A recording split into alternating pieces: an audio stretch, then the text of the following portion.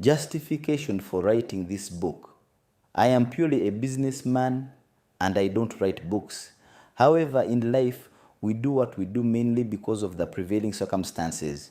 Many friends have approached me several times and asked me how I managed to get where I am today. That's not a question I could answer in a few statements, and there was no way I could have provided an explanation.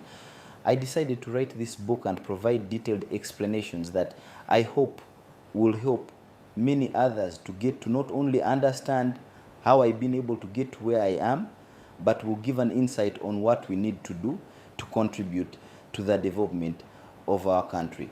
Secondly, though successful, unfortunately, the majority of the people in my country are still struggling and poor, which hurts. Such a big problem needs collective effort to change the dynamics and direction of our society. It is my personal opinion that failure or success starts in the mind.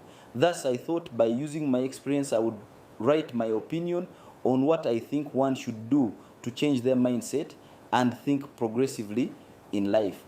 Thirdly, I know that information is only good when put it to good use.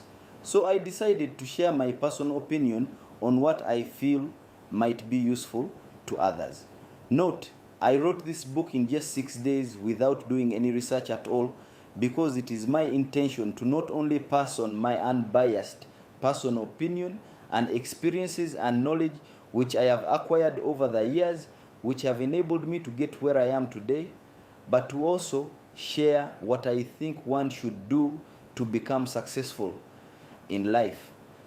I know that the reading culture of most Ugandans is not good, but I hope that every Ugandan will find some time to read this book, in which I share what I think we can do to overcome the challenges which have contributed to underdevelopment in our country. I totally believe that the solutions to our problems should always come from us and not from outsiders. I have written this book not only from my local experience, but also from my international business experience from the most developed countries like the United States of America and the United Kingdom. I have come to the conclusion that I should direct all my energy, channel my entire focus, and share my knowledge towards the development of my country.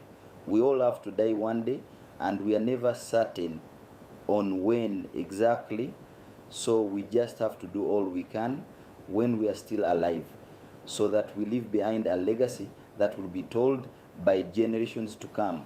That is why I wrote and personally edited, published this book at my cost.